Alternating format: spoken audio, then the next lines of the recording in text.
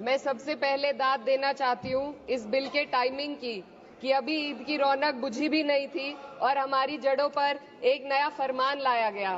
पहले उत्तर प्रदेश में मुसलमानों को नमाज पढ़ने पर रोक लगाई और फिर सौगात में ये बिल लाया गया।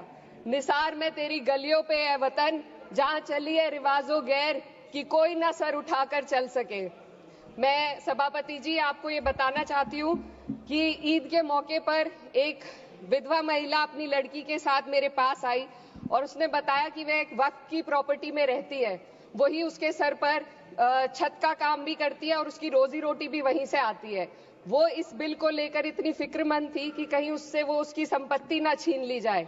वो अकेली एक ऐसी महिला नहीं है, ऐसे लाखों लोग हैं जो वक्फ की गरीब महिलाएं जो वक्फ की संपत्ति से अपना रोजगार चला रहे हैं।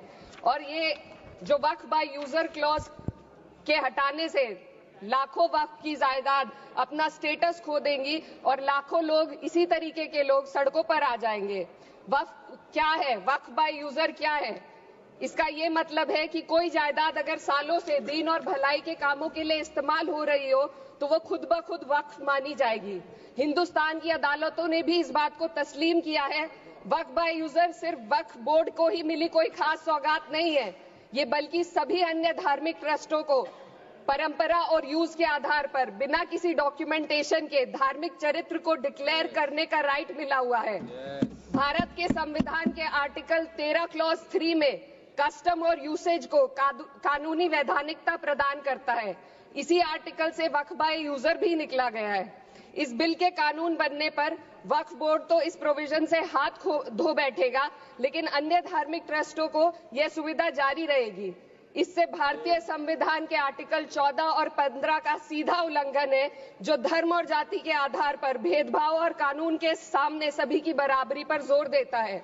मैं इसके साथ ये भी कहना चाहती हूँ कि सत्ता के लोग जो एक दूसरे की पीठ थपथपा रहे हैं कि वक्फ बाय यूजर का जो अमेंडमेंट इन्होंने दिया उसको एक्सेप्ट कर लिया गया है, लेकिन इनकी शरारत यह है कि उसके साथ ही एक ऐसा प्रोवाइजो इसमें शामिल किया गया जिसके आधार पर यह कहा गया है कि अगर कोई भी वक्फ की संपत्ति विवादित हो तो वो अपना वक्फ स्टेटस खो देगी। तो जो अमेंडमेंट इन्होंने दिया है, जिसको एक्सेप्ट कर लिया गया है, उसका कोई मतलब नहीं है। ये इनकी नीयत है जो साफ जाहिर हो रही है। सोने पर सुहागा एक काम और किया है। सरकार ने वक्फ की कानून के सेक्शन 107 को हटाकर लिमिटेशन एक्ट में 12 साल तक ही किसी के खिलाफ अदालत में जाने का प्रोविजन है। सेक्शन 107 में बोर्ड को लिमिटेशन एक्ट से राहत मिली हुई थी। वक्फ बोर्ड कभी भी अवैध कब्जाधारियों के खिलाफ अदालत जा सकता था। अगर ये सेक्शन ना हो तो अवैध कब्जा करने वाले लोग कानूनी प्रक्रिया का फायदा उठाकर वक्फ की प्रॉपर्टी को हड़प सकते हैं। अन्य धार्मिक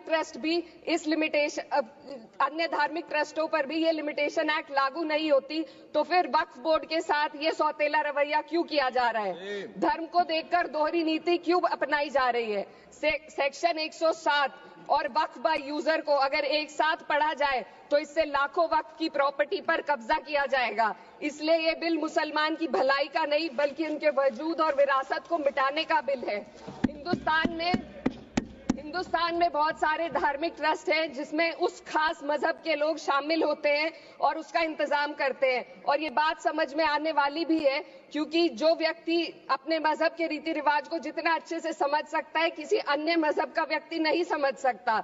आर्टिकल 26 क्लॉज 2 के तहत धार्मिक संप्रदायों को अपने मजहबी इदारों के एडमिनिस्ट्रेशन का हक देता है, लेकिन वक्फ बोर्ड के बारे में इसको उल्टा किया जा। Sir 2 minute sir please 2 minutes.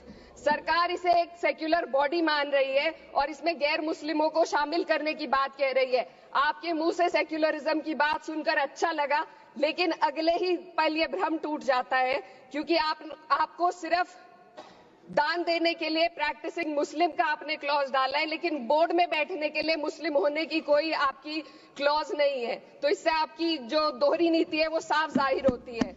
ये वही सरकार है जिसने राम जन्मभूमि ट्रस्ट में ये लिख दिया कि जिला अधिकारी भी अगर होगा तो हिंदू होना चाहिए। कोई मुझे बताए कि वहां पर सेक्युलरिज्म का रस क्यों नहीं घोला गया? सर आखिर में मैं अपनी बात को खत्म करने से पहले महिलाओं का मुद्दा बार बार उठाया जा रहा है। सरकार का कहना है कि बोर्ड में मुस्लिम महिलाओं को रिप्रेजेंटेशन देंगे। इस कानून से पहले भी मुस्लिम महिलाएं बोर्ड में मेंबर रह चुकी हैं। और मिनिमम 2 का प्रोविजन था, उससे ज्यादा भी हो सकती थी। सर, मैं ये कहना चाहती हूँ कि सरकार ने महिलाओं के लिए ऐसा कौन सा नया काम किया जिसका ढिंढोरा सरकार का हर सदस्य पीट रहा है। इस बात की तायीद अगर आपकी तरफ से कोई मुस्लिम महिला करती तो आप उसका यकीन भी करते, लेकिन अफसोस आपकी इतनी लंबी कतार में एक भी मुस्लिम महिला नजर नहीं आती है। सर, मैं खुद एक मुस्लिम महिला हूँ, मैं सिर्फ मैं माइनॉरिटी महिला हूँ। इस सदन में हम सिर्फ 2 महिलाएं हैं और उस नाते से मैं ये बात कहना चाहती हूँ कि इस बिल के माध्यम से मुस्लिम महिलाओं को कुछ नहीं मिल रहा है, ये हमें कुछ नहीं देना चाहते, सिर्फ टोकनिज्म हमारे नाम पर बनाकर एक नैरेटिव मीडिया में चलाना चाहते हैं। तो ये बिल मुसलमान की भलाई का नहीं, उनकी पहचान को मिटाने का है। सर, अंत में मैं बस यही कहना चाहती हूँ कि कागजों की कैद में बस नाम रह जाएंगे, वो जो हमारे थे सिर्फ दावे में रह जाएंगे। इस बिल के द्वारा मीठी ईद के जायके को कड़वा करना, यही असली सौगाते मोदी था। बहुत बहुत